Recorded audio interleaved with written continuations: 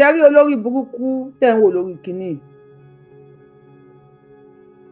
Yerima náà ń porúkọ ẹ̀ mo ṣe show kan mo láwọn Fulani náà máa mọ iyì show tí mo máa ń ṣe àwọn show mi àwọn Muslim Yorùbá wọn ò ní mọ iyì ẹ̀ ṣùgbọ́n inú mi dùn pé àwọn Muslim Fulani wọ́n máa ń mọ iyì ẹ̀ ṣe rí olórí burúkú tẹ́ ń wò lórí Facebook àti YouTube mi mo post the picture mi you see when Muslim come to you without Muslim without Islam ilé ayé ò bá dùn gbé gan fún gbogbo ẹ̀dá alààyè ilé ayé kò bá dùn gbé gan fún gbogbo ilé alààyè láti gbé ṣùgbọ́n àwọn olórí ibú yìí àwọn náà ní ayé lára picture mi ni mo post tẹ́ bá rá dúró ọ̀rọ̀ tó wá sọ tẹ́ bá rá dúró èpè tó ń ṣẹ́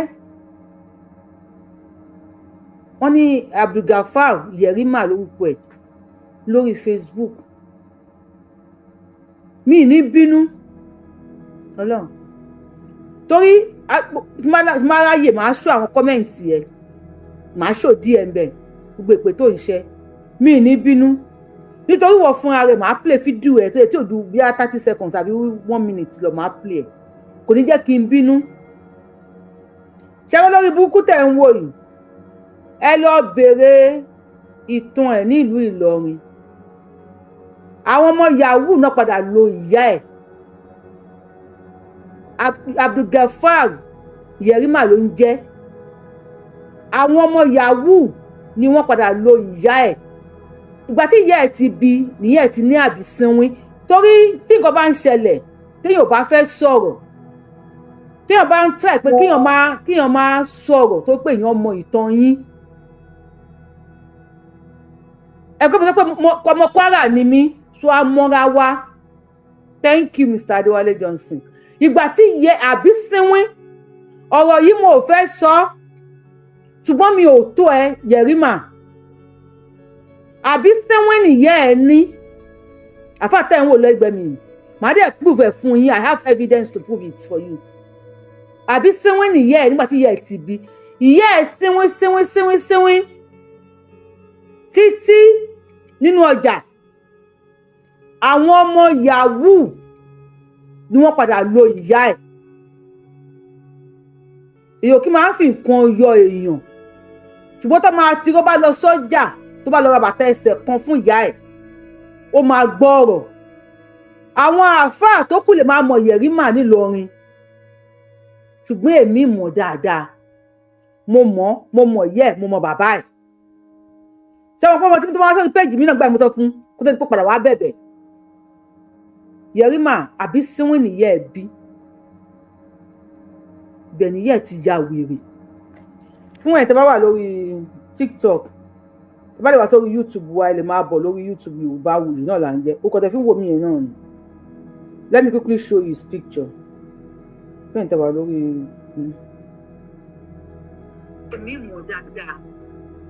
picture ẹ̀ ní ẹ̀yin tẹ́ wà lórí TikTok ẹ lè wá sórí YouTube wa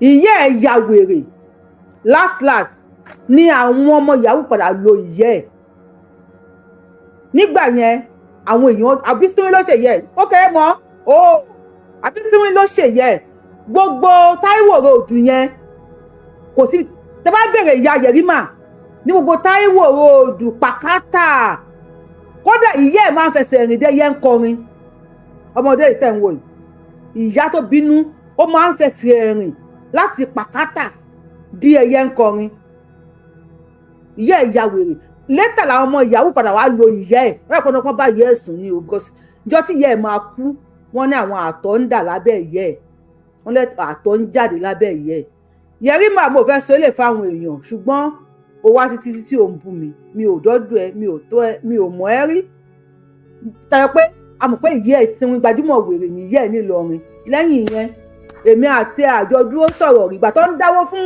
ìyá ẹ̀ gan tó fẹ́ fi lọ sìnkú ìyá ẹ̀ tó ń dáwó mi ò dá àwọn ọ̀ràn mi ò dá torí pé akọ̀ ń wẹ̀ lọ́ọ̀kan yes I am telling you confirm. Let him come and debunk it. Ẹni kó bọ́ta, ẹni kí Yerima bọ́ta kó wá debunk ẹ̀. Kódà wọ́n dá owó lọ gbàtọ́ máa sì yẹ́ gan. Kò jẹ́ pé wọ́n bò láṣìírí. Ìyẹn Yerima tẹ̀ ń wò yìí. Abdulgafar lórúkọ ẹ̀ gangan. Ó kàn jẹ́ Yerima lórí íńtánẹ́ẹ̀tì ni. Abdulgafar. Wọ́n bo ìyẹ́ ẹ̀ láṣìírí ni. Torí àtọ̀ tán bá ní abẹ́ ìyẹ́ ẹ̀. Jọ́ tí wọ́n fẹ́ sin ìyẹ́ ẹ̀. Ó kọjá rádaràdà. Wọ́n fi ṣògùn owó ni. Àwọn yahoo wọ́n fi ṣògùn owó ni. Yerima, tó bá tún wá bọ́ta wá bú mi, màá tú iṣu désàlẹ̀ kòkò. Màá sọ tí àwọn tó wà lórí íńtánẹ́ẹ̀tì ò mọ̀ nípa ìyá tó bí ìyá ẹ̀. Màá sọ fún wọn lórí íńtánẹ́ẹ̀tì. Ó dẹ̀ wá ọláláwọn lílọ ni mí ìyá. Àánú ara mi dẹ̀ ṣe mí pé mo já láwọn lílọ. Kò sí èèyàn tó dàbí tèmi lórí íńtánẹ́ẹ̀tì. Mi ìrẹ́ni táwọn ẹ̀ lọ táwọn mi lórí íńtánẹ́ẹ̀tì. Ó pé òòṣà ni mí, ẹni orí ṣàdá ni mí. Tó bá tó wọlé táwọn ẹ̀ lọ tó tèmi, kò tún wá ní fi máa fi proud bíi tèmi. Ọlọ́run Elédùmarè ó dá mi yàtọ̀ gẹ́gẹ́ bí Allah ṣe dá Muhammed yàtọ̀. Ṣé mo pé nínú wọn sọ̀rọ̀sọ̀rọ̀ èmi nìkan làwọn mi lọ. Nínú wọn àwọn ànábì Muhammed nìkan lódó ṣímpàsì, lódó dọ́ńkì. Muhammed nìkan lódó mọ́ńkì. Kódà Muhammed dó snake. Kò sí tí Muhammed ò fẹ́ dó tán. Nínú ìran sọ̀rọ̀sọ̀rọ̀ èmi nìkan làwọn mi lọ. Nínú ìran àwọn ànábì Muhammed nìkan ló dó ọmọ ọdún 6. Muhammed nìkan ló kó dógidógi. Muhammed nìkan ló bòkú sùn. Òun nìkan ló dó ọmọ ọdún 6. Òun nìkan ló jí pátá pupa. Ṣé pátá búlù ló jẹ́ pátá pupa? Muhammed á jí pátá. Muhammed nìkan ló jí pátá. So mo ń bọ̀ lórí ọ̀rẹ́ mi ní jẹ́ kó distract mi. But kẹ́lẹ́ mọ̀ pé ìyá ẹ̀ sinwin and kíní yẹn ó ní kọ́kọ́ o kó yí fún ìyá tó bí ìyá ẹ̀. Ìyá tó bí ìyá ẹ̀ náà kó tó bí ìyá tó bí ìyá ẹ̀ náà kú. Kíní yẹn máa ń sọ ìyá ẹ̀ náà wò. Má yẹ kí n tú àṣírí ẹ o. But jẹ́ ká dé mọ̀ bẹ́ẹ̀. Now gbogbo èébú tó bú ẹ jẹ́ kí n fún yín ní tips. Fídíò ẹ̀ náà ni o òun ló sọ kí n sáré gbé díẹ̀ wá fún yín bẹ́ẹ̀. Yerima.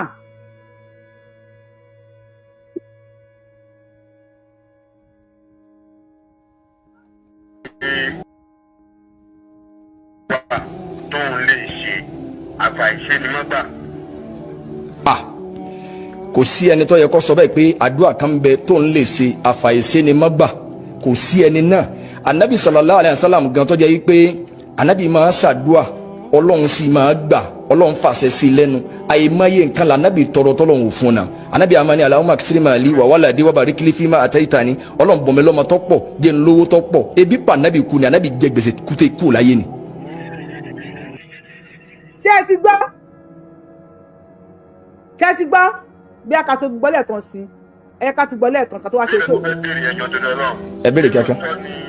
Àfa kan dúró kó ní pé àdúrà kan wà tóun lè ṣe àfàìṣe ni mọ́gbà.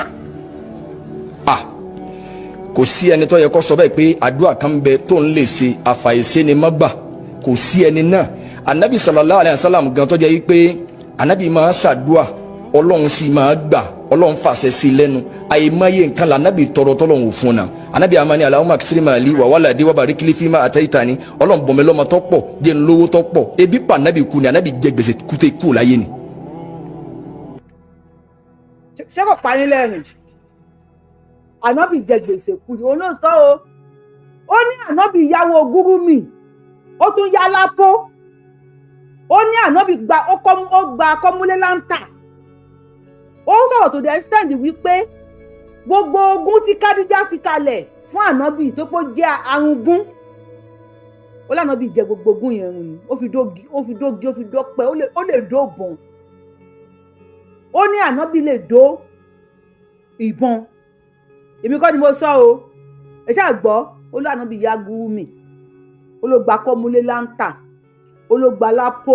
Kódà ó ní gbogbo áàpù pátápátá lànàbì ti fi yáwó wọ́n múra dá ó gba lóònù ní báǹkì at the end gbogbo ogun tí Kádíjà fi sílẹ̀ ìyẹn ṣúgà mọ́mí ẹ̀ ànábì orí nǹkan kan fi ṣe ó padà gbọ́ gbèsè kú ni so ìyẹn dúró lẹ́gbẹ̀ẹ́ kan yẹ ká lọ sí Ìbàdàn mo ń bọ̀ mi tí dé fún ẹ o mo ń bọ̀ mi ò ì dé ẹ ká lọ sí Ìbàdàn.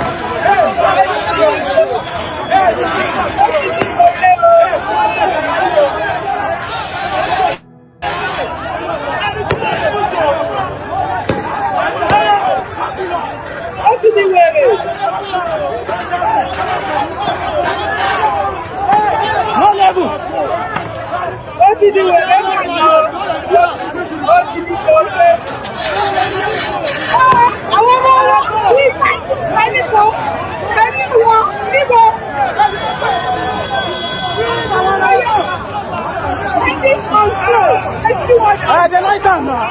Yes. How many are you playing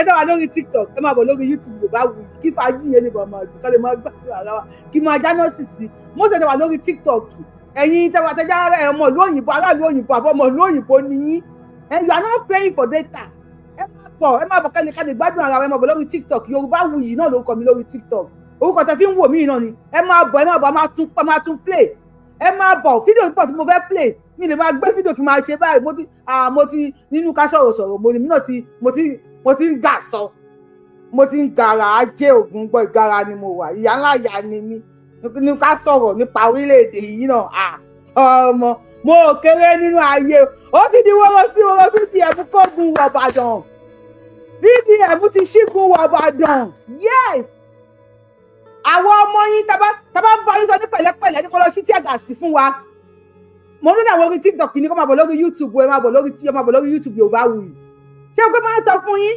wípé tí náà ò bá láwọ kò ní gòkè odò àwọn tí VDM ń kójọ yìí mo ń sọ fún yín pé there are people wèrè la fi ń wo wèrè báyìí má pè mí mo ń ṣe ṣé lọ́wọ́ wèrè la fi ń wo wèrè there is something behind it yes wọ́n lọ peacefully lọ sí Ìbàdàn wọ́n lọ protest nígbà tí àwa ọmọ Yorùbá tí wọ́n kó ìyá wa tí wọ́n kó bàbá wa tí wọ́n kó àwọn ọmọ wa wọnú igbó l'Ógbómọ̀ṣọ́ tí a lè bọ́ta sọ̀rọ̀ yes ọmọ ìlú ibòmíì máa wá kò sí bẹ́ẹ̀ fẹ́ ṣe gbogbo wa náà ò lè jókòó ló bá wùyẹ òkèrè o bàbá mi ní òkèrè nú ayé gbogbo wa ò lè jókòó ká máa wò yín wọ́n ti ṣígun Ìbàdàn wèrè lógún wèrè táwọn àti àjọmọ yín tàbá ń tijú pé respect ṣe wá lẹ́yìn respect kill us in Yorùbá land tàbá ń kan yín bẹ̀rẹ̀ tàbá ń tijú yín àwọn tí wọn ò láǹkú ẹ̀rú tó gbé jáde ẹ̀rí tí wọ́n gbé jáde mo believe pé Ògún gbọ́ preamble ni ọkọ sọ́bẹ̀lì ṣe mọ̀ pé àtàwọn protest ṣe mọ̀ pé ẹ̀rí nǹkan lára wọn àbẹ̀rí nǹkan kan ṣe mọ̀ pé màá ṣò fídíò kan ní protest náà fún yín tí Seyi Makinde gan lọ síbẹ̀ Seyi Makinde gan lọ síbẹ̀ ó wá bá wọn sọ̀rọ̀ ṣe mọ̀ pé oníkálukú kàmù ní ẹ̀rí nǹkan kan lára anybody lè rí nǹkan kan mo sọ fún yín pé tó máa di wèrè ibi tí àwọn kan ti máa jáde ní bìlíìfù ẹ̀ láyé yín bàtẹ́ lọ́dọ̀ àwọn tọ́gì sáwọn àwọn tọ́gì tí ń bọ̀ táwọn tọ́gì ṣe ń bọ̀ ẹ pé àwọn moro ẹ̀rí táwọn kìíní yẹn ti jáde wá lè mọ̀ tó bá ti pọ́n lè jù bẹ́ẹ̀ yẹn àwọn kan máa gbé nǹkan jáde fún yín ẹni tó máa kú ẹni tó máa kú ni wọ́n padà gbógun wá ka yín mọ́lé àwọn ọmọ tí tó ní ṣíṣì tó ní sókò tó ní dáńgbáná lórí ṣebí ẹ mú wọn dání wọ́n pa wá ńlẹ̀ Yorùbá wọ́n ń jí wa gbé àwọn ọmọ yẹn gbọ́dọ̀ sọ̀rọ̀ bá ní kọ́ lọ pa wọ́n ni ọmọ ológun ló mọ̀ padà tíṣì yín lẹ́sìn enough is enough bọ́dọ̀ ti máa ń pòwe yẹn náà charity begins at home ilé láti máa ń kó ẹ̀ṣọ́ ròde tí ẹ̀ bá gbà ká kó ẹ̀ṣọ́ lọ sóde láti ilé wọ́n á kó ẹ̀ṣọ́ láti ta wá sínú ilé fún yín VDM sọ̀rọ̀ sókè ọmọlúwàbí God bless you God bless VDM ọba mi kọ́ sí comment section VDM God bless you kùdùsì fún ẹ ràmọ́nì fún ẹ kódà sọdíkì fún ẹ kí ló dé kó máa pa wá ní Yorùbá ẹ̀yà àgbà ilẹ̀ Yorùbá ọba Kwara ń sìn ọba Ọláyínká ó ti kú tó bá yẹ pé bàbá kí ló pè bàbá gọ́fúnà Abdulrahman Abdulrasaki ni bàtán ti gbé ṣé àgbà kan wà ń bẹ̀ 21 million 2 ọ̀kadà kìíní kan God bless VDM God bless you God Elédùmarè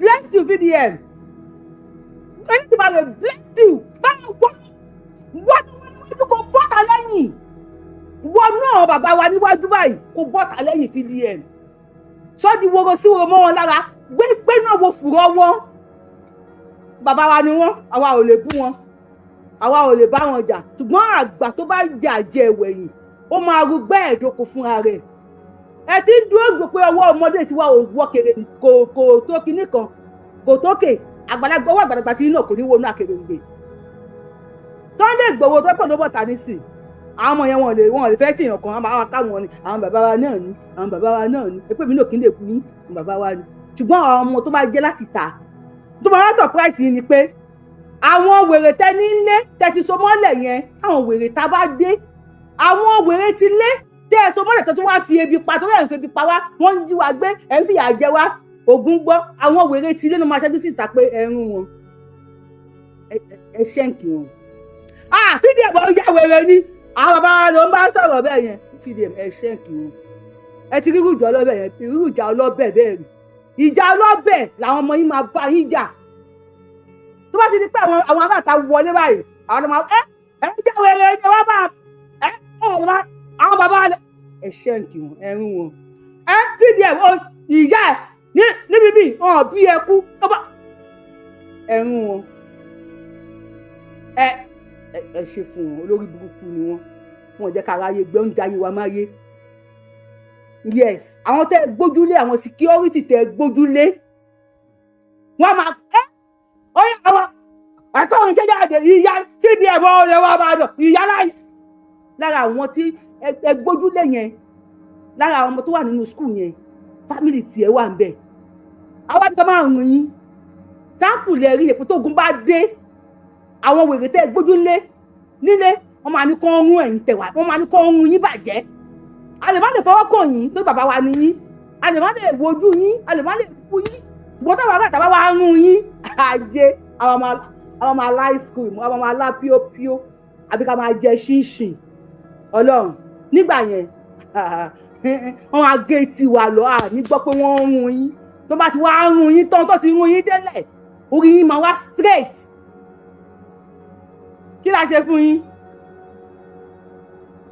ṣe fún yín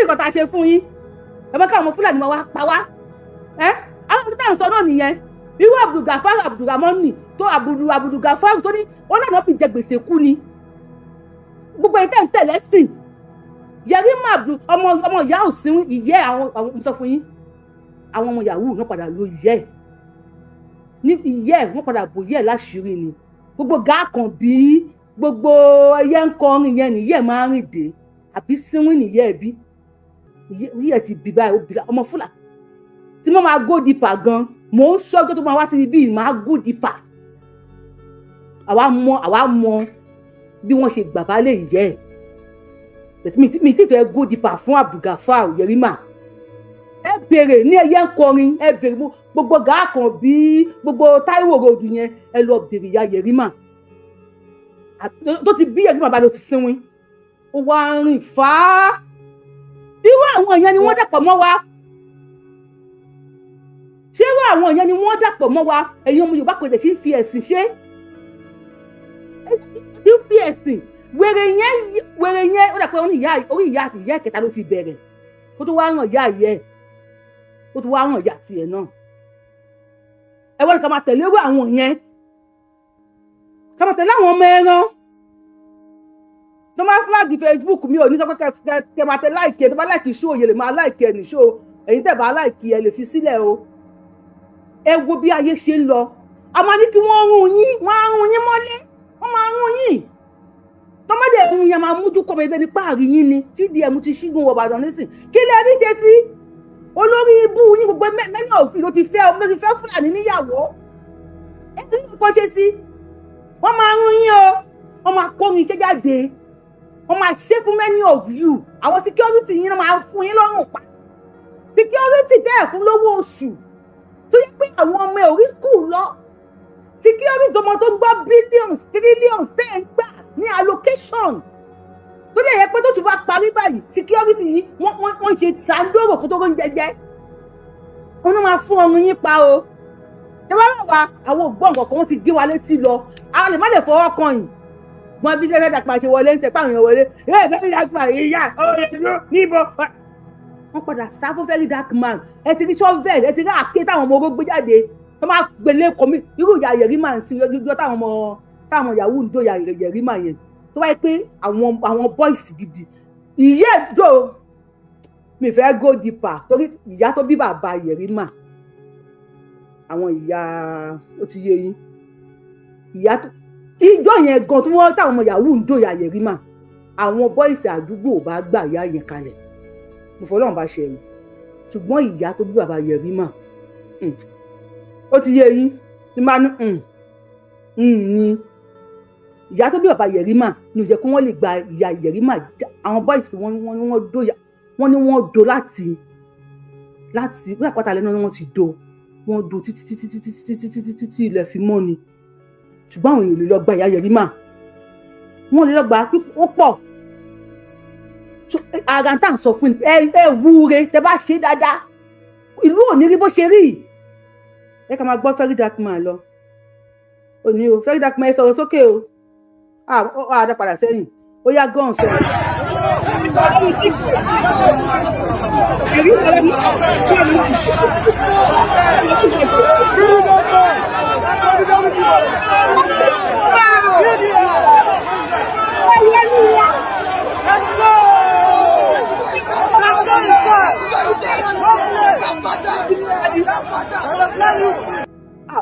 mo fẹ́ sọ kíní yẹn fún yín if you on TikTok ẹ máa wò lórí YouTube mo ń gbádùn kíní ẹ wo sọ yé o lè lọ àwọn tèmi máa rí ẹ ẹyẹ èèyàn mi iṣẹ́ ẹ̀rìn àbí kí n dá kí iṣẹ́ kó tóbi màá mi Grace wàhálà ẹ gẹ̀ẹ́sì ẹ̀ ṣé kí iṣẹ́ kó tóbi àbẹ́ ẹ̀rin ẹ wo táwọn bọ́ìsì gbé wọ̀ Ìbàdàn ṣé rí tó ṣíwọ́ Ìbàdàn àwọn ọmọ Ìbàdàn ò ní jáde sí wọn wọn pẹ̀lú ọmọ yẹn tẹ́ ń gbà allocation security allocation wọn ọmọ yẹn tẹ́ ń gbà wọ́n fàdí ìyá yìí wọ́n ti fàdí ìyá Yerima ya ọlọ́run èyí bá sì ní iye ẹ̀dá olórí burúkú ni tí èèyàn bá sọ pé èèyàn ní táàṣì wọn síta wọ́n máa jẹ́ kí èèyàn máa sọ̀rọ̀ wọn síta mo fẹ́ ẹ jẹ́ kí You can see it. God bless you. God bless. Ẹ wo tí wọ́n gbé dání. Okay, àkàkẹ́ ni mo tẹ́ àti wọ́n ti látẹ̀kan o. Akẹ́kọ̀ọ́ ṣáàkẹ́ ni kíní. Jígà. Ẹ wo jígà. Ẹ bóyá gbé jáde. Yes. Ẹ bí wọ́n ṣe gbé jígà jáde. Wọ́n yìí máa ṣe nìyẹn. Ìgbà tí wọ́n protect jẹun pé ẹ̀gbọ́n àwọn kan, àwọn gbé nǹkan jáde, wọ́n gbé nǹkan dání. Wọ́n mọ̀ kojú lásán ò ṣe wèrè, àwọn olùwà bá yín lọ́fẹ̀ẹ́, mọ̀ pé ẹ̀gbádùn, àwọn náà wùdẹ̀ lálàáfíà. Àwọn oníbà yín jà o, bàbá wa ni wọ́n o, ẹ̀yin bàbá wa o, ẹ̀yin bàbá wa o, àlè bá yín jà o, àlè bínú sí yín o, ẹ bá máa tà wá, kẹ máa fi wá rúgbó, wọ́n káwọn ọmọ wọ inú igbó fún 30-something days. 31 and 32 days. Kẹ má lọ gbà wọ́n jáde, ẹ̀yin bàbá wa o, àwọn òbínú. Very dark man, go on son, God bless you. God bless you. All the abiyamọ, wọ́n wà lẹ́yìn yẹn, àyún lọ, àyún bọ̀, lọ́wọ́ máa ń yẹnu. Wọ́n máa lọ ọrẹ báyìí, wọ́n máa bọ̀ ọrẹ ni. Láṣẹ Elédùmarè. Very dark man, òun ní ṣìṣe. Àtẹ all the ràtẹ́ẹ̀sì o, gbogbo ràtẹ́ẹ̀sì tẹ kóra yín sẹ́yìn. Wo, Ọlọ́run bá wa máa dúró tì í báyìí. Inú yín á dùn, ayọ̀ yín á kún ẹ̀ ní ṣòfò ẹ̀ ní ṣọ̀fọ̀. Sọ̀rọ̀ sókè very dark man. Ẹ̀yin ò lọ.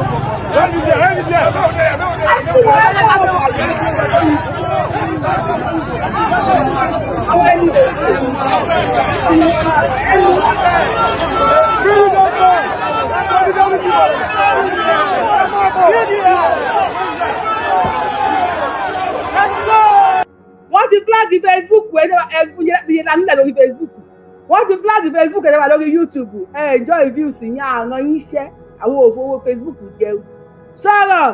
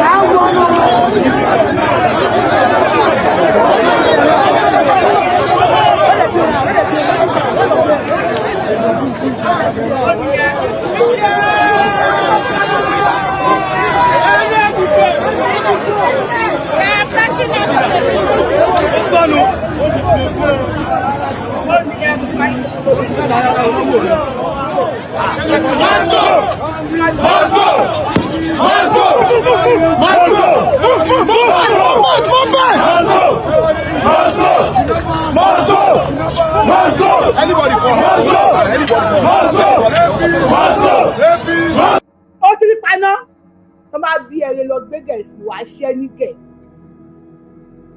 Tó bá ó ti rí paná ó ti pa ọmọ tí kò bọ́ta tẹ́lẹ̀tẹ́lẹ̀ wọ́n ń protest pẹ̀lú pẹ̀lẹ́pẹ̀lẹ́. You can't hear me. Àná mi má bàa ṣó jẹ wọ́n láwọn ò gbọ́ mi ẹgbẹ́ ṣé wọ́n gbọ́ mi lóòótọ́. Àná mi kí ló ṣẹlẹ̀? Sílò ẹ má pàbòrò àmọ́ mi lára mo ń gbádùn ṣe. Jesus, you can't hear me. Ogunde. Ẹ jọ̀ọ́, can you hear me please? Can you hear me o? Wọ́n ní they can't hear me o. Àná mi ẹ má bàa ṣó jẹ torí Ọlọ́run. Ó ti lẹ́ti kẹ. Ṣé ti rí? Ṣé kí wọ́n tó wọ Ìbàdàn? Wọ́n wọlé pẹ̀lú pẹ̀lẹ́pẹ̀lẹ́. Ẹ ń gbọ́ mi, God bless you. Wọ́n wọlé pẹ̀lú pẹ̀lẹ́pẹ̀lẹ́ ni. Wọ́n ṣe bandit must go, terrorist must go, bandit must go, terrorist must go, bandit must go, terrorist must go. Èwo ló jẹ́ wàhálà fún yín nínú peaceful protest?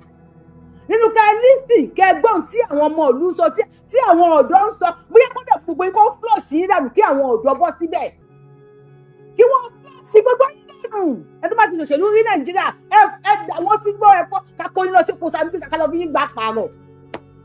Gbogbo yín pátá kàwé lọ sí igbó Sambisa lọ́dọ̀ àwọn Fúlàní ká wá kó àwọn new set of people ká kó wọn síbẹ̀ ká lọ fi yín gbà pààrọ̀ ẹ̀yin Fúlàní o ẹ̀yin apààyàn o ẹ̀yin ajínigbé o àti rù wọ́n dé ká lọ rù yín títa oko Sambisa kẹmọ lọ bá àwọn terrorists kẹmọ lọ bá wọn gbégbégbé tó kẹmọ lọ bá wọn dáko anybody tó bá ti ṣe gọ́ọ̀mẹ̀ntì rí God bless very dark man ká a máa rù yín lọ síbẹ̀ bàbá rù yín lọ síbẹ̀ kí àwọn yúùtù tí wọ́n bọ́ta yìí tí wọ́n mọ iyì pé wọn àwọn ọmọ wà nínú gbó kọ́ mọ wá jẹ president jẹ governor jẹ senator jẹ ẹ jẹ́ kí àwọn ọ̀dọ́ ti jẹ́ ìtẹ̀jẹ́ tó olè jàgùdà pálí ìtẹ̀jẹ́ tó ẹ jẹ́ kí àwọn news ẹ̀ ti jẹ ẹ̀yin lẹ ti ń rúlu wa láti 19 wọn tí bí mi lẹ ti ń rúlu wa 19 wọn tí bí mi lẹ ti ń rúlu ẹ ti ń fi àwọn ọmọ yín síbẹ̀ problem yìí ẹ jẹ́ kó máa continue ẹ rán ọmọ ṣẹ̀ṣẹ̀ ọmọ yẹn ẹni tó kó wọ̀ Ìbàdàn ẹ tí kò kó wọ̀ Ìbàdàn ẹ tí tó kó wọ̀ Ìbàdàn yes àwa tá jọ ọmọ yín a lè bú yín o ẹ̀yin bàbá wa o mo tún mọ́ bàbá nígbọ̀n ìgbèje mo jìnnà fún bàbá níwọ̀n ẹgbẹ̀fà o ẹ̀yin àrí bàbá fínì ọba máa ń pa o ẹ̀yin bàbá wa ẹ má pa mí o apọmọjẹ ni ẹ má pa mí o àdúpẹ́ o very dark man máa wojú ẹ very dark man and the Ratels máa wojú yín ẹ wọ Ìbàdàn nílùú wa ẹ wọlé wá àbí ẹ̀rùn wọn very dark man ẹ̀yin wọ Ìbàdàn ẹ ṣí wọn ní ṣùkúṣù ẹ wọ Ìbàdàn wá very dark man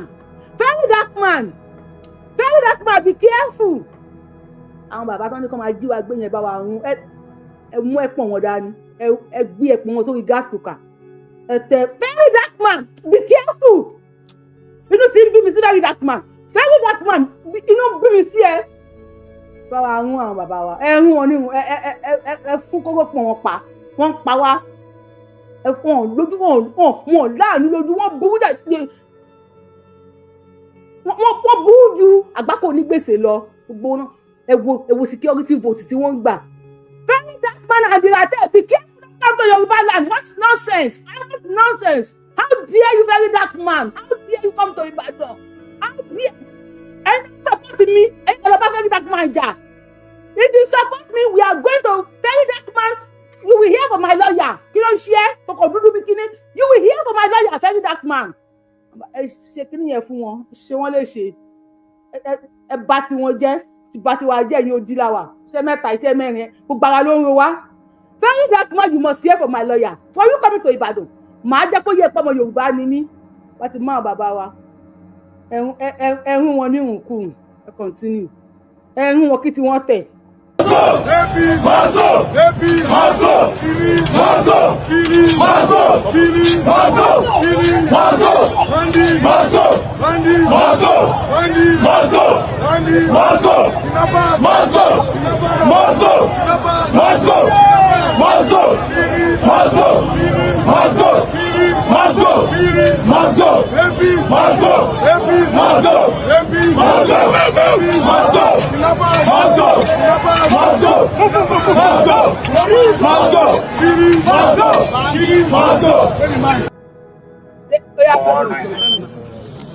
Seyi Makinde ti dé o. Seyi Makinde ti dé wá bá wọn o. Irin korin kan máa tẹ̀ fún kan. Máa fún ẹpọn yín. Àtàwọn ọmọ yín bá lè bá yín jà. Ṣé so very dark man kí Seyi náà wá sọ ti. We are here for one reason. Yes, what is the reason? Because we want banditry, terrorism, kidnapping to stop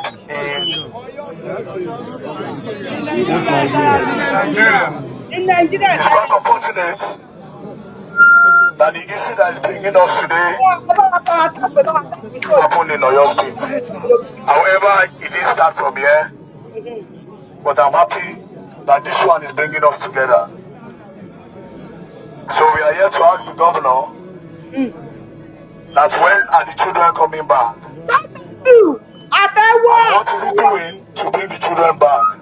Àtẹ́wọ́ fún very dark man, God bless you. When our children coming back? When are they coming back? Our husbands, our teacher, our mommies, our daddies, our children. Christiana Akanbi, mo ní ọ̀rẹ́ kan tó jẹ́ bẹ́ẹ̀. Ọmọ ọdún méjì, when is she coming back to her mom? Ọmọ tó yẹ kó sì máa fọyàn ṣeré lẹ́gbẹ̀ẹ́ kan, kó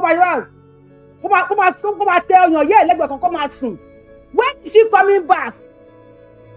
Ọmọ ọdún méjì nínú igbó. Governor Seyi Makinde, when are they coming back? My place is Governor Seyi Makinde fún yín. Ó ti di wèrè báyìí. Sọ̀rọ̀. So we are here to ask the governor that when are the children coming back? God bless you. And what is he doing to bring the children back? God bless you. And also, we are here to also commit ourselves that if the governor does not have men, we are ready to volunteer ourselves to go into the bushes with the police, army, air force, any security operatives that are ready to go into the bush. As of now, we don't even know the condition of the children. We don't know if the children are still alive. Over 45 of them was taken into the bush with their teachers. And one of the teachers have been beheaded. It's quite unfortunate. So we want to tell the governor what is the plan and when are we going to see the children. Our children. The same thing with the military. Atọ́gbọ́n lẹ́nu Seyi Makinde. Ṣèbẹ́ èèyàn mi gbọ́n kan tí very dark man bí Governor Seyi Makinde. Gba ọ̀nà àwọn apọ̀ rẹ̀ bọ́ nílé. And again, tí ò bá sí agbára fún Governor Seyi Makinde láti gba àwọn ọmọ wa wá. Wọ́n ní àwọn bọ́ìsì, àwọn ọmọ ìlú, àwọn ṣetán láti wọnú igbó. Yes, ẹ tó máa kú máa kú, ẹ tó máa kú máa kú. But enough to be enough. To be enough. Bàbá wọn náà ti sọ, ó náà lọ máa gbára wa lọ́wọ́ yín. Kò lè jọ́mọ̀ Seyi Makinde náà gbé láti ìjọ yìí náà. Kò lè jọ́mọ̀ Tinubu náà gbé láti ìjọ yìí. Kò lè jọ́mọ̀ olóṣèlú kankan náà gbé láti ìjọ yìí. Kẹ̀mọ́ wá fọwọ́ para, ẹ ti lo gbogbo ọ̀nà. Kódà olùtọ̀dọ̀ ẹ̀sẹ̀ ti pé àwọn intelligent sọ pé kíní kan wà tó máa ń fi sínú igbó. Tí gbogbo wọn máa sùn lọ. Wọ́n náà máa sùn lọ ní. Ẹ̀dẹ̀ wọlé ẹ̀kọ́ àwọn Kristana àtàwọn tíṣà wa àtàwọn ọmọ skul wa àtàwọn ọkọ wa àtàwọn ọ̀yà ẹ̀kọ́ wọn jáde. Àwọn ará abíbẹ́dẹ̀ wa kọ́ wọn ẹni tó bá wù yẹn máa ṣe fún wọn bẹ́ẹ̀ bó wù yẹn kọ́ wọn á dẹ̀ wá instigate wọn sáàrin ìlú bó dẹ̀ wù yẹn àwọn intelligent tó ń bọ̀tà àwọn tó ń sọ sí àpótẹ́ bàbá nǹkan tẹ́ máa ṣe ókè àwọn boys ti bọ̀tà wọn náà wọn ò bẹ̀ yín mọ́ Governor Seyi Makinde ó tàn bí òtán o ó tàn bí òtán o aláṣejù ó tẹ́ wọ́n ní Sunday Igboho fẹ́ wọnú igbó o wọ́n ní kó má wọnú igbó ó tẹ́ ó tàn bí òtán o ó tàn bí òtán o àwọn olóṣèlú wa àbùkù ká láṣejù wọ́n tẹ́ àwọn boys náà máa wọgbó fún ara wọn wọ́n náà wò wọ́n ẹ̀pẹ́sì Sunday Igboho lòun ò béèrè owó lọ́wọ́ yín ẹni kó máa ẹ̀kọ́ kọlà ọmọ Yorùbá dẹ̀ ni respect wọ́n ti fi ṣe wá nílẹ̀ Yorùbá ṣe pé ó mẹ́lò Yorùbá wì náà ṣe pé mi náà mẹ́lò Yorùbá lálẹ́ sọ̀rọ̀ sí yín mọ́ ṣùgbọ́n àwọn ọmọ ilé wọn ò gbọ́ nǹkan kan wọ́n ti gé tí wọn lọ wọn ò gbọ́ nánà wọ́n láwọn fẹ́ wọnú igbó fúnra wọn Governor Seyi Makinde alfa àódego ṣe kan wọ igbó fúnra wọn ẹ jẹ́ agbọ́rọ̀ lẹ́nu Seyi Makinde ẹ jẹ́ agbọ́rọ̀ báwa la máa gbára wa lọ́wọ́ yín ẹ̀yin ọmọlúwàbí sọ̀rọ̀. Inspector General of Police. The same thing with the military. However, when I came in, security was one of the cardinal principles of the administration. That's why we set up Amotekun. Amotekun has not been harmed adequately. Àmọ̀tẹ́kùn tẹ́ gbégilé lọ́wọ́ àwọn Àmọ̀tẹ́kùn tó lọ bá wọn parí ìjà àwọn boys láwọn wọn láwọn ò gbọ́ ẹni àgbọ́ yéèdè àgbọ́ náírà wọn láwọn ò gbọ́ nǹkan mọ́ wọn ti géètì gbogbo wa lọ. Yes, we move. But that is our reality. However, let me give you the assurance that with the military. However, when I came in, security was one of the cardinal principles of the administration. That's why we set up Amotekun. Amotekun has not been harmed adequately. But that is our reality. However, let me give you the assurance that I am also distressed because I have children of my own. I'm also distressed with what has happened to our children And it has been 1 month. It was 1 month yesterday. 1 month and 1 day already now. Because of the nature of the security situation that is involved, I cannot divulge a lot of information. But I can tell you that there's no information that any of those children or their teachers have died. That's of today. And because it is a rescue operation. If you want to watch the video, please come on YouTube. Yoruba Wuyi, the same name. Tefin wo mi TikTok. You know the mark wo mi lórí YouTube. Nítorí pé àwọn Yorùbá tap lórí TikTok. Ah, nílé ìgbéyìn wọlé. I am sorry. Tó bá wọ 20,000, a máa lè gbéyàn wọlé. Bí tí condition page mi wà ń sìn nìyẹn. Lórí YouTube, ẹ bá wa love show, ẹ bá wa like. Ẹ bá mọ̀ pé information bẹ ṣe ń gbọ́. Tí inú yín bá ṣe ń dùn. Inú tèmi ń dùn o. Inú mi ń dùn pé Very Dark Man ṣígun wọlé Yorùbá. Very Dark Man.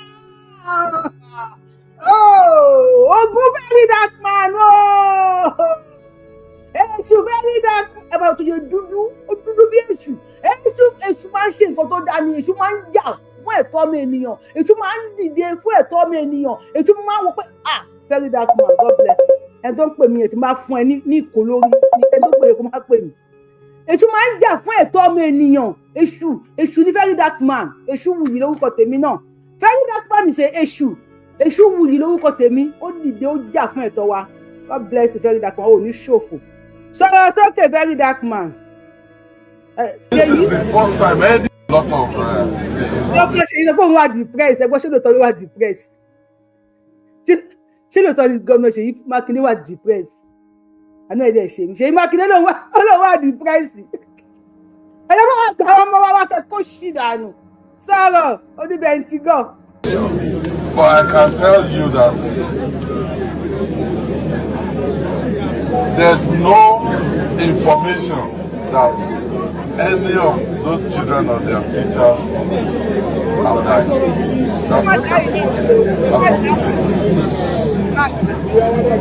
And because it is a rescue operation, and this is the first time anywhere in Nigeria that they've kidnapped people or abducted people, that they have done it.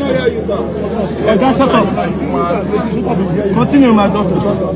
This is the first time they've done it to nursery and primary school children. This is the first time.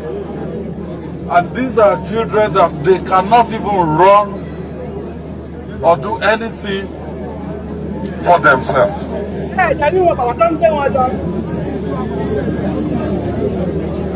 So the operation to rescue them is a special type of operation if we don't want to lose any of those children.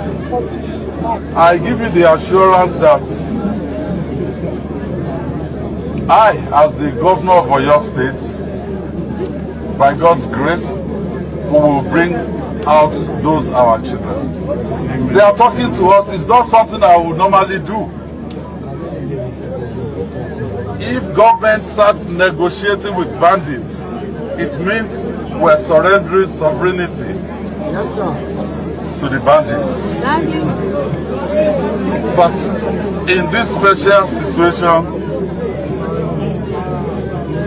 if we want those children alive, we have to bend backwards. But once the children are out, I give you the assurance that it will not occur again in Oyo State. And as for Nigeria, I believe we don't deserve this. In an atmosphere of insecurity, hardly can you do anything. We have to close down the schools. The farmers in those neighborhoods, they have all left the farm, and we're talking about food security. So that is our situation. But please and please and please, I beg of you, we've been monitoring you since you started this morning. You have not destroyed anything. you have gone about the protest in a civilized manner. Please, let us maintain it that way. Let us maintain it that way.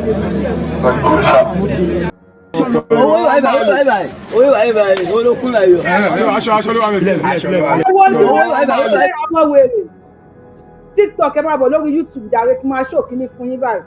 Ẹ wo ohun táwọn ọmọ wèrè kó wọlé àwọn kínkìnkín.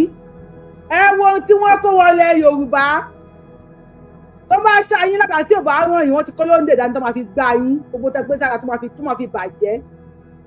Tó bá fọ yín nígi lórí àwọn wèrè yìí wọ́n mì ní wá aláwọ̀ wọ́n mì ní wá nílẹ̀ Yorùbá o.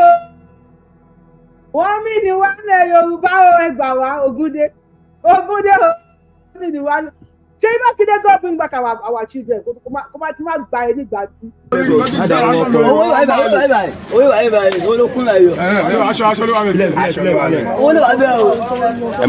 Ẹ wo àwọn ọmọ ọdún 11 tí wọ́n kórin iṣẹ́ wọlé Yorùbá. Ẹ wà lórí TikTok mo fẹ́ fi hàn yẹn máa bọ̀ lórí YouTube Yorùbá Wuyi. I don pass this level of make I dey show una with this thing. I don pass the level abeg. When I maintain on a champion, kí ló tẹ̀ fẹ́ wá sórí YouTube mi? Kí ló tẹ̀ fẹ́ wá sórí YouTube mi? Kí ló tẹ̀ fẹ́ wá sórí YouTube mi? Kí ni problem mi lórí TikTok? Màá enter yín o. Mo dẹ̀ mọ many of you. Ìlú òyìnbó ẹ̀ẹ́dẹ̀ẹ̀dẹ̀ lè power tap lè máa wá sórí YouTube. Ìlú òyìnbó many of you wà. Àti wá síbẹ̀ ó di problem fún yín. Ẹ̀yin lẹ mọ̀ ẹ̀kọ́ mo máa rí flashing ni. Mi ò rí fẹ̀ ó ní. Àwọn ọmọ Fulani náà wọlé. Wọ́n ti kórin iṣẹ́ wọlé wá sílẹ̀ Yorùbá.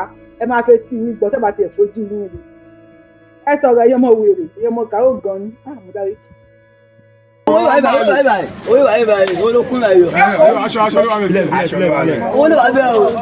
ẹ máa ń rìn ẹni pa bàbá tó bàbá láìláìláìlá ẹni ṣé irú rẹ wà yìí. àwọn bandits èlé ọ ti wọlé ẹlẹ́kọ̀ọ́ lọ́wọ́ Èkó lọ́wọ́ o Èkó ó ti yẹn ẹ̀sùn ẹ̀ lánúlẹ̀ ó wà tó bá tó pa ẹ̀tọ́ lẹ́kọ̀ọ́ tó bá tó sáré tó wà ní báyìí ẹ̀ ń wá ẹ̀mí ṣá. ẹ máa wo ẹ wo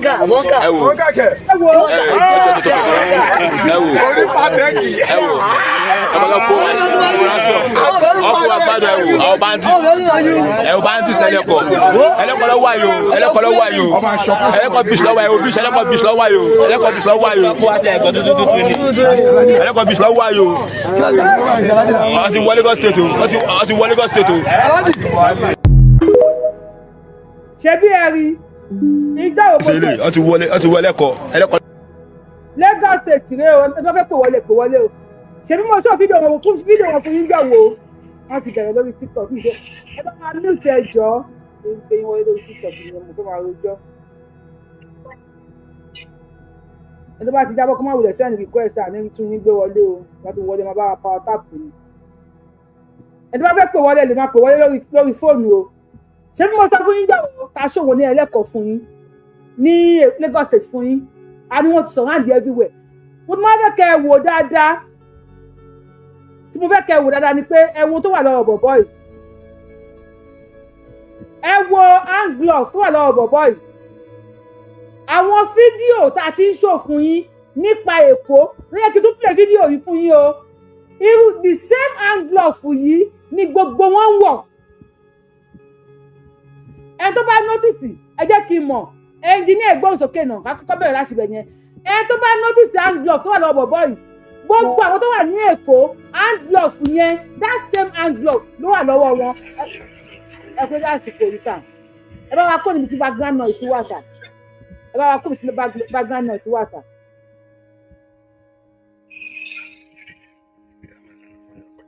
àṣẹ bá wa kó níbi tí ariwo wà Mr. Adéyẹmí bá wa gbóhùn sókè ẹ bá wa kó ẹnjìníà bá wa kó níbi tí ariwo wà Mr. Adéyẹmí ṣe wà ń bẹ gbóhùn sókè o.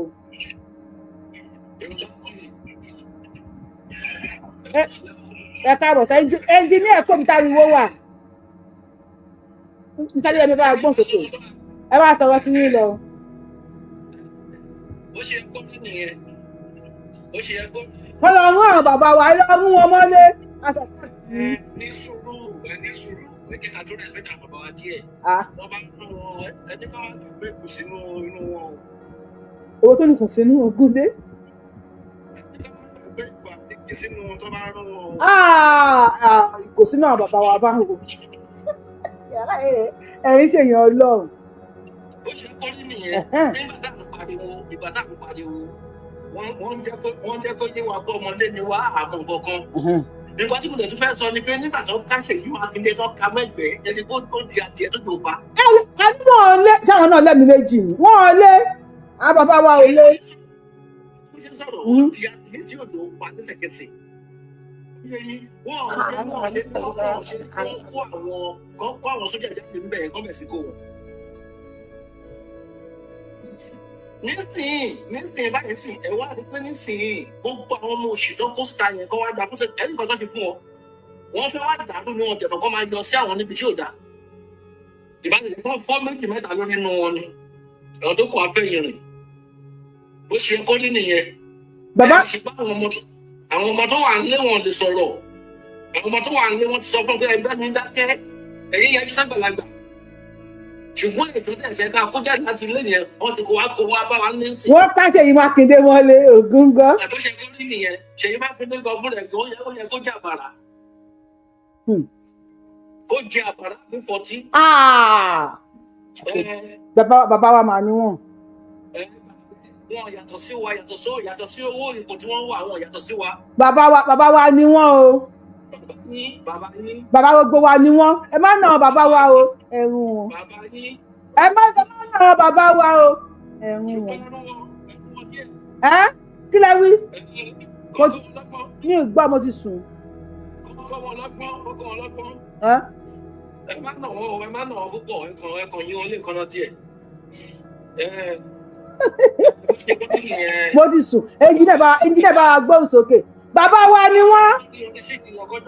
Bàbá wa ni wọ́n. Ẹnjìnà ṣe wà ń bẹ̀. Yóò yẹ bá wa gbóhùn sókè. Bàbá wa ni wọ́n. Má fọwọ́ kàn wọ́n o. Ẹ̀rùn wọn. Ẹ kú dédé àsìkò yìí sà. Ọlọ́run a máa ràn wá lọ́wọ́ Ọlọ́run á dẹ̀ máa ràn yín lọ́wọ́. Àṣẹ Èdùmàrè.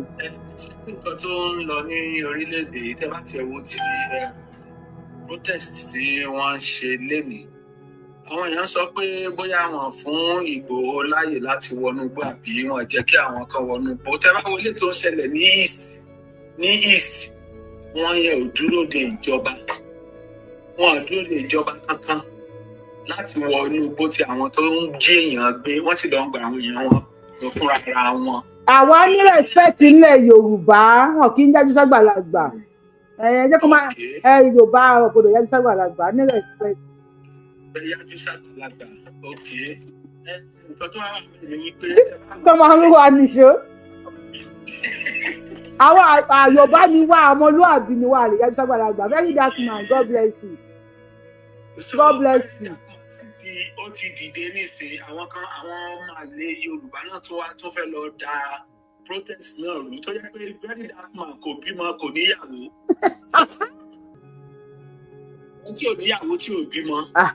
Tó ń jà fún àwa Yorùbá tí àwọn ọmọ Yorùbá tó fún ní bóyá 2,000 àbí 1,000 naira.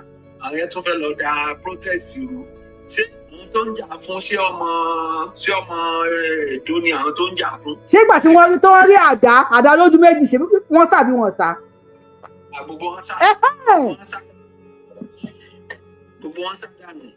Òun kan tiẹ̀ dúró tán pé ẹni tọ́wọ́ wọn bá òkúta làwọn máa lẹ́pa. Ó ti sọ fún wọn láti ìbẹ̀rẹ̀ pé ẹni tí ọwọ́ àwọn bá. Wọ́n kó kúta dání, wọ́n kó gòdà ní sọ́fẹ̀lì, àmà àáké. Wọ́n máa fọmọ yín lórí báyìí, pàù, orí máa tú sí méjì ni. Ẹ má dáhùn bàbá, ẹ má fọwọ́ kàn bàbá wa o, bàbá wa ni wọ́n o. Ẹ tẹ̀ wọ́n ẹ fọ́n ẹ̀pọ̀ wọn. Ẹ má fọwọ́ kàn bàbá wa o. Ẹ yí wọn lẹ́pọ̀n sẹ́yìn.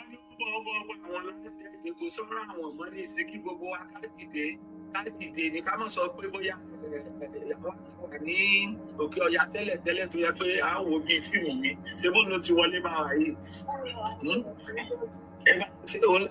òní ó ti wá bó wọlé bá wa yìí àwọn tá a tiẹ̀ tún ní pé ká kúrò ní òkè ọya ká sá wálé a tún ti délé báyìí ó tún ti wá bá wa ń lé ṣé gbogbo ẹ̀ náà ti wá di wóró sí wóró. ó ti di wọ́wọ́wọ́. Ó ti di wọ́wọ́wọ́ báyìí o. So everybody kó dira ní o. Everybody dira ní. ẹ ṣe gan bàbá wa. sẹ́ńtọ́ ẹ má bínú mi ìtàn fóònù mo ní káwọn èèyàn pè wọlé ẹ jẹ́ ìtàn fóònù torí Ọlọ́run. ẹ̀yin very dark man, you must hear from my lawyer. Very dark man, Oko Oshigunwo Ìbàdàn. You must hear from my lawyer. Ó fẹ́ gbọ́, màá jẹ́ kó yé pé Yorùbá. Àwọn bàbá wa tó bá fọ́ọ̀kàn bàbá wa tí máa ṣe fún ẹ tẹ̀ wọ́n lẹ́pọ̀n. Tí máa ṣe fún very dark man. You will hear from my lawyer. Ẹ̀rùn wọn ti fìyà jẹ wájú. Àwa lẹ́yìn òdì. Àti ṣe overtime orí wa ti tẹ̀. Bá ti mú wọn tẹ̀ wọ́n ẹ fọ́ ẹ̀pọ̀n wọn dànù. Very dark man, I will show you Pepe. Àwọn bàbá wa ni kàn what nonsense kàn náà bàbá wa. Very dark man, show ara ẹ̀. Mystery ẹ̀ bá ha gbọ́n sókè. Engineer, a máa disconnect yín, send request yín padà. The fear of the very dark man is the beginning of wisdom for Seyi Makinde. Seyi Makinde ó gentle straight. Ó tutù bí omi àmù. À ń gbọ́ yẹ bá gbọ́ sókè. Ọlọ́run ní fi yín lẹ̀ o. Àṣẹ. Àwọn alálẹ̀lẹ̀ Yorùbá àwọn nípa lẹ́yìn. Àṣẹ Èdùmàrè. Gbogbo ẹ̀yin ìyàwó ẹ̀yin bàbá wa tí ọ̀rọ̀ ilẹ̀ Yorùbá kárára jù. Ọ̀pọ̀lọpọ̀ yín ni Ọlọ́run ti ṣàánú fún. Tó jẹ́ wípé àánú àwa tá a wà nílé ní ẹsẹ̀ yín. Nǹkan méjì ní observe tí mo ṣàkíyèsí. Màámi Ọ̀yá wọlá èmi àti mo bọ̀ àbá yín. À ń gbọ́ iná bínú sà. Alákọ̀ọ́kọ́ àwọn tó jẹ́ àwọn àgbàlagbà wa.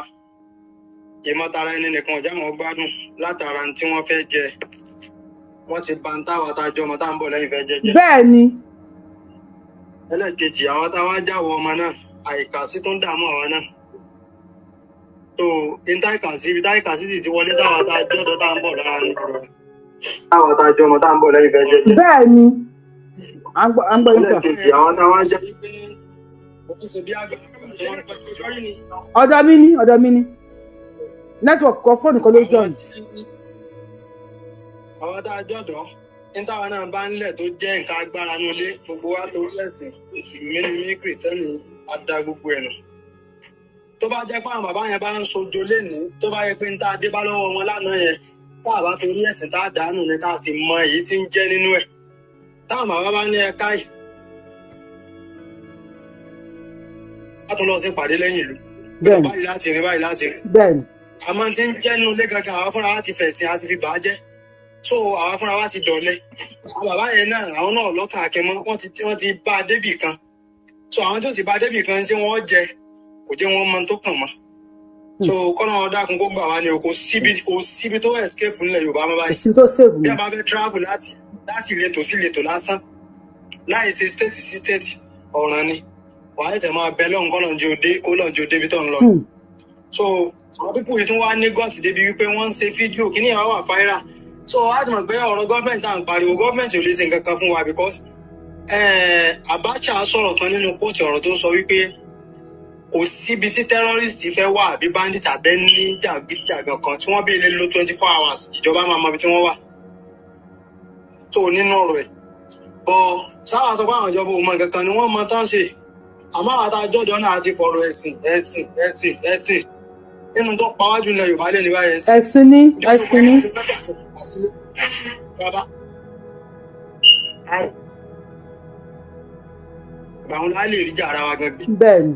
Tí wọ́n ní káwọ̀ ọ̀dọ́ kábọ̀dé lẹ́yìn ní ìsìnká lọ sí protest. Tí wọ́n bá yin tí àga àtàrí nìkan lásán pàápàá jùlọ Yorùbá yà àwọn Ìgbò mẹ́rin kan tẹ̀sí tún láyà. Àwọn òbẹ̀rù wọn àbẹ̀rù anything tí wọn àwọn sì tún ní instrument. Bọ̀ nílẹ̀ Yorùbá ń bì igi ẹ̀gẹ́ lásán mi rò pé àwọn Fulani jẹ̀ ìyá tó rí ohun dáa débi táwọn fi defend ara wọn. Débi táwọn wá sọ̀rọ̀. Jẹ́ kí n mọ̀ ẹnjìníà gbọ́n sókè náà ká tó bẹ̀rẹ̀ láti bẹ̀rẹ̀. À ń gbọ́ ní sà. Jẹ́ kí n mọ̀ ẹ ṣeun gan ni. Tọ́ mo ní breaking news láti àná mo ti post orí Facebook ẹ bá mute sà. Àwọn Delta boys Niger Delta boys wọ́n kidnap àwọn bandits o. Mi mọ̀ bóyá ẹgbọ́n nǹkan tí mo sọ. Àwọn Niger Delta boys tẹ́bà lè bá wa mute a máa já yín bọ́lẹ̀ ní ẹ̀ kí n ṣàlejò lórí péjì olè. àwọn boys Niger Delta wọ́n kidnap àwọn bandits. Àwọn Niger Delta boys, they are now demanding for 50 million naira látọwọ́ àwọn bandits. Mo fẹ́ wá fídíò yẹn wá ni o. Ẹni tó pè kí n sáré gbé kọ́ọ̀lù wọn kí n máa fi yẹn wá fídíò wa. Ẹ jọ̀ọ́ báwo ló ṣe rí lára yín, ṣẹ́nu yín dùn sí àbí inú yín ò dùn sí? Niger Delta boys kidnap bandits. Bandits 6 ni wọ́n kidnap. Ìgbà tó sẹ́ndì ní ìyẹn sí mi. Mo wà níbi iṣẹ́, mo kọ́. Àwọn ọmọ Niger Delta wọ́n ti kidnap bandits 6. Wọ́n dẹ̀ ń béèrè fún ransom of 50 million. Ó ti di gòbé o, ó ti di woro sí woro kódà. Ọ̀rọ̀ yẹn ò mọ níwọ̀n, mo fẹ́ wá fídíò yẹn. Mi ìmọ̀ tó síbi tó wà. Okay, ó dà pé mo ti rí mi bí. Ẹ bá wa, tẹ́ bá mi kẹ́ka play fídíò yẹn, ẹ bá fẹ́ ka play ẹ̀, ẹ bá wa like ètò. Má sọ̀rọ̀ síta, tó máa ti bá wa tẹ thumb up lórí show yà ní play ẹ̀. Ẹ ti gbọ́ wọn ẹ̀, mi lè máa lọ wá fídíò wá fún yín. Tẹ́ pé èèyàn 10 ló fẹ́ wò wá tó máa tọ thumb up, èèyàn 10 yẹn kó máa wò wá. Ẹ̀yin tó kù ẹ kò lórí pé ẹ má wo show wa. Ẹ tó kù ẹ máa wò, tó bá pé ẹ lè like show wa, ẹ má wulẹ̀ wò, ẹ má wò jàre. Ẹ má yẹ ìmúdáre, ẹni tó pè mí jẹ́ kí n pè wọ́n padà, mo máa ń ṣeré jù. Ẹ tẹ́ wọ́n lè bá wa tẹ thumb up lórí show lórí YouTube wa, tẹ́ lè bá wa like lórí TikTok náà. Ẹ má wulẹ̀ wo show wa, ẹ lè bá wa power tap, ẹ má wulẹ̀ wò. Ẹ lọ wo show mi, wọ́n pè èèyàn 3 ló wò mí. Èèyàn 3 tó yẹ pé wọ́n fọkàn wọn wò mí ni mo fẹ́. Ẹ bá wa gbóhùn sókè. Hello, ẹ kóòtù. Ètò nìyẹn o, èyí gbé sílẹ̀ sókè, lè fi ní play ẹ̀. Ẹ kọ́lẹ̀, ariwo tí à ń pa àtijọ́ yìí, tí ẹ̀yin Yorùbá òjẹ́ ti ń pa àtijọ́ yìí, ariwo náà ló délẹ̀. Ariwo náà ló délẹ̀ dá. Ó ti dé. Ogun táwọn sọ pé ogun náà ló dé yìí. Bẹ́ẹ̀ni. Bọ́ẹ̀ káwọn èèyàn kó àmúrálẹ̀ dùnkún bàbá wa. Ẹ wo bẹ́ẹ̀ sọ ọba tẹ́lẹ̀ gbẹ́jọ́ ni ìlọ káàrọ̀ bàbá yẹn tó pèsè káàrọ̀ báyìí pé ẹ̀ tí ń parọ́ ti pẹ́ gbogbo ìyànà tí ń parọ́ ti pẹ́ náà sì mọ̀ tó bá ní ìbẹ́nu lò. Tó yẹ kó o ṣe àwọn mọ̀lá ìjọ pé àwọn bàbá wa ìjọ àwọn ọba ń pè àwọn ọbẹ̀ olórí ọdẹ. Papọ̀ lẹ́tà sí church báwọn bọ̀ wá jí àwọn èèyàn. Ọkọ mo fẹ́ play. Ẹ má sọ̀rọ̀ yín sọ̀rọ̀. Mọ̀ wò ṣe àìsè náà lójú wọn máa bá wa. Wọ́n ká dó dá àwọn ìjọba yẹn mọ́. Ó di pé àmọ́. Ẹ jẹ́ káwọn ará àtàbá wa kọ́ wọn lọ́gbọ́n jàre. Àbí iṣẹ́ ìrò láti fẹ́ document ṣe lọ síbẹ̀ ni. Ó gbá tí ẹ bá jẹ́, mo ti láìkẹ́ jù. Mo ti láìkẹ́ jù, mo ti gbá tẹ̀ jù. Ètò sísọ ìtẹ́ kó ṣe ìnáná ṣe. Kí ló tí wọ́n dáhùn fi jáde wọ́n sọ pé àwọn àtàkì. Kò lè ṣe torí pé ìtàn ṣe fún àkùbùdú mẹ́ra. Bá ti dórí ipò yẹn wọ́n rò pé àwọn bọ́lọ̀ náà pera wọn àbí ìtàn náà pera wọn ni. Bẹ́ẹ̀ àṣẹ ìjàgbẹ̀lẹ̀ náà ìjàgbẹ̀ bẹ́ẹ̀ àṣẹ ìtọ̀lẹ̀ náà ń tọ̀. Ìkà ni wọ́n. Ó bẹ́ẹ̀ tẹ̀ ń ṣe àárẹ̀ ìkà ọ̀dájú burúkú ọ̀dájú. Ọmọ tí ń bẹnu lé wọn gbádùn ẹ̀yìn kọmọ ọlọmọ sínú gbúláti bí ẹsẹ̀ tó tẹ́ kẹ́sì. Wá kó lẹ́gbẹ̀ẹ́ fẹ́ lọ gbó fún ọkẹ́ nígbà tí wọ́n gbé ọmọ pẹ̀kẹ́lẹ́ mẹ́sì wọ́n ṣe wọ́n jáde kíákíá. Bẹ́ẹ̀ni. Ẹ kó lẹ́jà fi títí ó tẹ̀ fi gbà láàyè kí ó ṣe wọnú gbó yẹn. Àwọn ni ká mọ gbàrà lásìkò káwọn èèyàn jáde kó ṣẹ̀fẹ̀ kó ṣe lásìkò ká lọ wákàtí. Ọ̀dà ẹ ṣeun gan bàbá mi. Ẹ máa bí tó bọ̀. Ẹni tó bá ti pè lẹ́ẹ̀kọ́ bá wa stop, a máa pè yín padà. Ẹ bá ti pè lẹ́ẹ̀kọ́ bá wa stop, a máa pè yín padà. Ẹ bá wa tẹ thumb up lórí ètò yìí ni mo gbé wá fún yín yìí. Ibi tí wọ́n ti ń negotiate àwọn ọmọ Niger Delta. Mi ò rántí. Ṣé mo pé bàbá kan máa ń pọ̀ sórí show mi tó ní ẹ̀yin náà máa lọ jí wọn gbé. Ẹ̀yin náà máa lọ jí wọn gbé. Àwọn Niger Delta wà láì wíwí láwọn Niger Delta yìí o. Fídíò yẹn níbẹ̀ tí mo ní play. Àbúrò bá wa láìkì show yìí lókun, tó bá láìkì èmi gan láìkì yín, ẹ bá wa gbóhùn sókè. Àwọn Niger Delta wà láì gbádùn, ẹ bá wa gbóhùn sókè. Ọ̀gá àwọn Boko Haram ó yarí ni o, 50 million. Ẹ bá wa gbóhùn sókè, inú mi ń dùn. Ẹni bàbá wa fẹ́ kú kéèsì yìí báyìí tó yá lọ. Ẹ bá wa gbóhùn sókè, máa pè mí. Ọ̀gá àgbè wa kò ní gbé. Àṣẹ o. Sẹ́ni bó ṣe ń lọ yìí náà ló dá o. Ẹni tẹ́ ń pè ẹ stop, máa pè yín padà, ẹ jọ̀ọ́ ẹ mọ̀ pé mò ń ká lòlò, ẹ má kí n máa fi gbára sọ̀rọ̀. Ẹ máa sọ gbá gbósókè bàbá wa. Okay, man. Because tó wáyé pé àwa là ń sọ̀rọ̀ léèsì ọmọ afẹ́bà ìjọba Tinubu jẹ́ very dark man, God bless you. So very dark man bó ṣe wá sí ìyẹn náà ló dáa. But kọ́lọ́ wá jẹ́ kí nǹkan tó ṣe náà ni kọ́lọ́ jẹ́ kó so èso rere. Àṣẹ. Torí pé àwọn pípù yẹn wọ́n fi life àwọn èèyàn wọ́n fi ń play politics ni o. Ìka ọ̀dájú abiyamọ dẹ̀ ni wọ́n.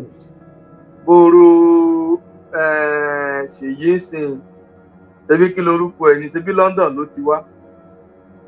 Tí taxi driver ló ń ṣe tó ń pè rẹ̀ ní engineer tí ò mọ tó ti ń ya bíríìjì tó ń ṣe kí lorúkọ ẹ̀. Ṣebí London ló ti lo láìpẹ́ bí àwọn ọmọ ẹ̀ London ló wà. The same thing pẹ̀lú yìí tó wà ní Ogun State níbẹ̀ yẹn náà. Gbogbo wọn náà London náà ti wá. Gbàjàbíàmílà ti bá Amẹ́ríkà ló ti wá. Olórí burúkú làwọn pípò yìí. Wọ́n wá ní ìlú tó wà òkè sunday rí bí system bẹ́ẹ̀ ti ń work.